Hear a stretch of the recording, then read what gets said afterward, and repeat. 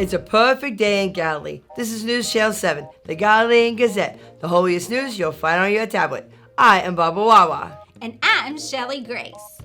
Shelly Grace, I have a question for you. What kind of fruit do you think of when you think about fruit?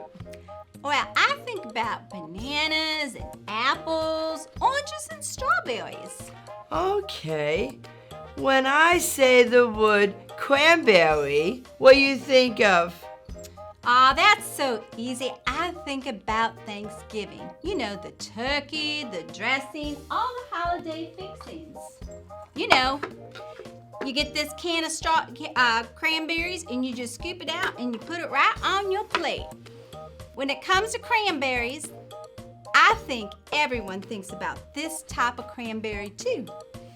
Yes, that it is. They are probably thinking of the jelly lump of cranberry sauce that comes out of a can. So kids, did you know that cranberries are a fruit and a very healthy one at that?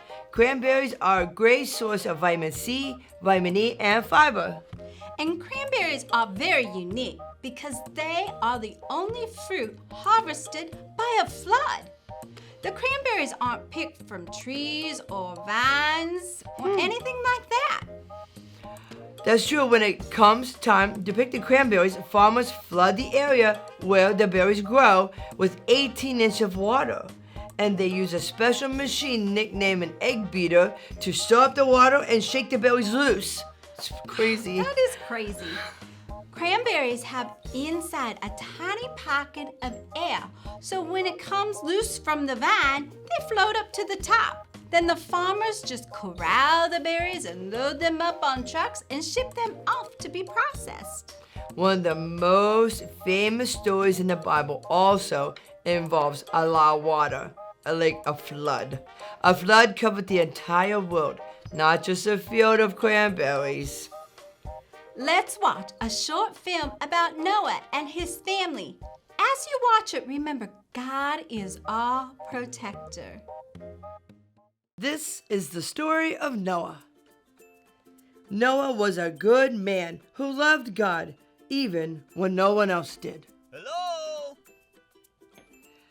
God saw that the world had become corrupt and full of violence. So God said to Noah, I am going to put an end to all of this. I'm going to destroy both them and the earth. But I will protect you and your 3 sons, your wife, and your sons' wives. Woo! But first, I need you to build an ark. You'll make it out of cypress wood and make it really, really, really tall and really, really, really, really long. Wow! Noah did everything just as God had commanded. He began building the ark. He was 600 years old when the flood waters came to earth. When the boat was finished, animals started to show up. 2 by 2, male and female. And then the flood waters began.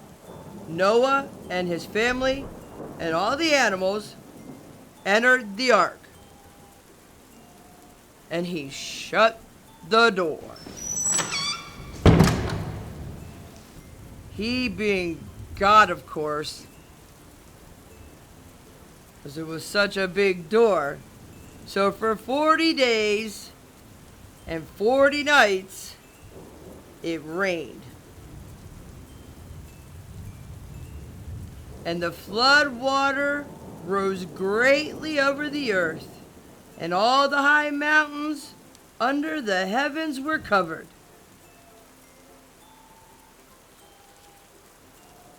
Then finally, the rain stopped. Hooray! Noah opened a window that he had made in the ark and he sent out a raven. And it kept flying back and forth until the water had dried up. Then he sent out a dove to see if the water had gone down yet, but the dove couldn't find anywhere to sit either. So it returned to Noah. He reached out his hand and he took the dove back in. He waited 7 more days. He sent the dove out from the ark.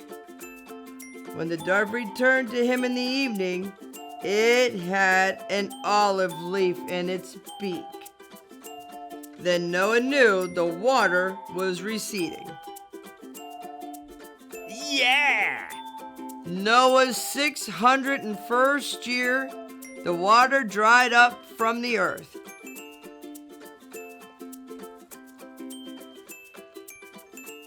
He removed the covering from the ark, and he saw that the ground was dry. It took 27 days for the earth to completely dry. Then God said to Noah, "Come out of the ark, you and your wife and your son and their wives. Bring every animal and creatures so they can multiply on the earth." And the land was dry. But wait, there's more. Noah came out with his wife and his sons and families, and Noah built an altar to God. The Lord smelled the pleasant aroma and said in his heart, "Never again will I curse the ground because of humans."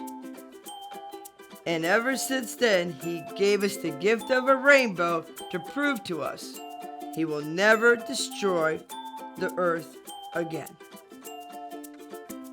Welcome back, kids. Today we saw that the world that God had made became evil and corrupt. They had taken advantage of God's wonderful peace and love, everyone except for Noah and his family. God knew that there was still one family that loved him and wanted to do the right thing. God didn't have to save Noah because he was faithful to God. He spared him and his family. You know, Shy Grace, one of the interesting things in this story is that it took 4 men and 4 women decades to build the ark. That is so long. And God protected Noah and his family to start and trusted them to start over. God put a rainbow in the sky after the flood, and he promised never to destroy the earth that way again. That promise also means that we find ourselves, that promise also means that when we find ourselves in trouble, God will protect us. He will lift us up out of whatever is flooding our life or our mind, and he will carry us through any challenge. That's so true. So kids, when you see a cranberry, maybe this thing right here, when you see it, the ooey gooey stuff on your plate, or the little tiny cranberry, remember that God is our protector. So good. So, well, that's all for now. So from all of us here at the Galilean Gazette, have a gooey day. You know, I actually love cranberries, you know. They're actually really, really good. I've never ate that in my life. It's delicious. Delicious? Delicious. I'll take your word for it.